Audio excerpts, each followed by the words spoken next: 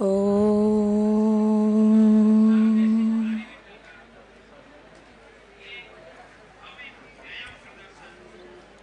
मंच पे आसीन सभी मातृशक्ति, उपस्थित सभी आर्यजन, अध्यात्म के सर्वतम्य विश्व की पूरी परिताओं में परिता, ऋषि मुनियों की तपस्थली यह भारतवर्ष, विश्व की प्राचीनतम संस्कृति का संवाहक यह आर्यव्रत, स्वर्णिम उद्घोष की राजधानी नई दिल्ली, नक्षत्रों में वर्चस्व अधिपति इस अध्यात्म के संगम, आभा मंडल को सुशोभित करने वाली रोहिणी, समूचे विश्व से ज्ञान ज्योतिर्मंडल के धनी आर्य सज्जनों के समूह, ऋषि दयानंद के उद्देश्य व सपनों को साकार करता यह अंतर्राष्ट्रीय आर्य महासम्मेलन के इस प्रांगण में नारी व समाज के समन्वय के मूल प्रणेता ऋषिराज के उन भावों को इस मंच से उद्गार कर और सभी श्रवण करने पधारे सभी श्रोतागणों को मेरा साधुवाद, कोटि कोटि वंदन और धन्यवाद। उन सभी समस्त नींव के पत्थर जो इस आर्य महासम्मेलन में, जो इस पूरे कार्यक्रम में जिनका प्रत्यक्ष और अप्रत्यक्ष सहयोग रहा है, जिनकी वजह से इतना सुंदर आयोजन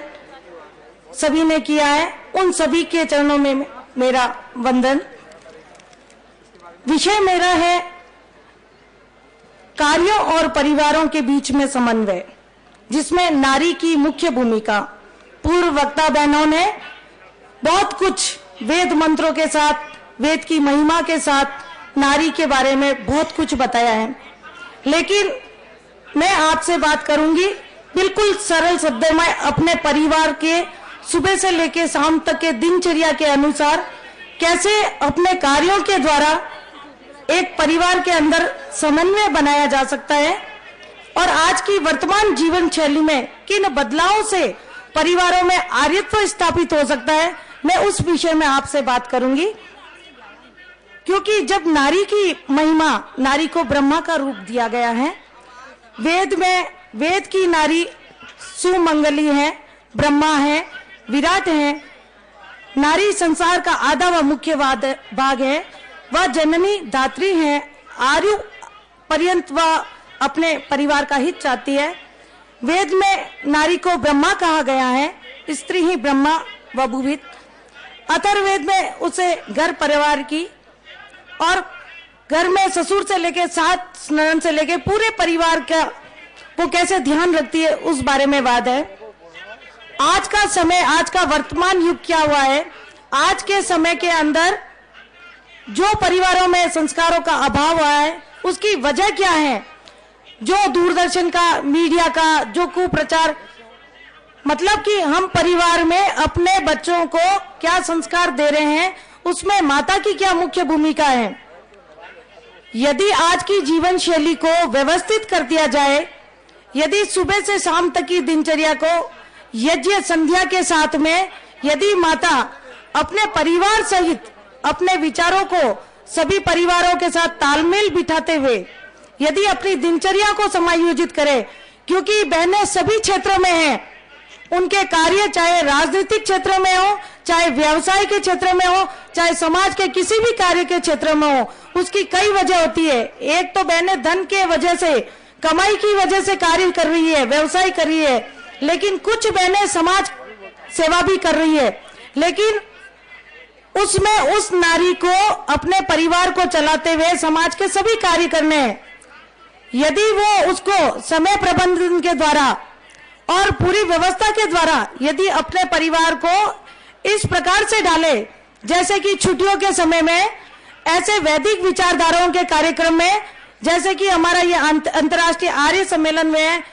साप्ताहिक यज्ञ आर्य समाजों में होते हैं, सत्संग के कार्यक्रम होते हैं, यदि उसमें माताएं बहनें यदि अपने बच्चों को लेके जाएंगी, यदि परिवार के सभी सदस्यों को ले जाएगी, तभी आर्यत्व स्थापित हो सकता है। नहीं तो मंच के द्वारा कथनी और करनी का कोई मतलब ही नहीं रहेगा।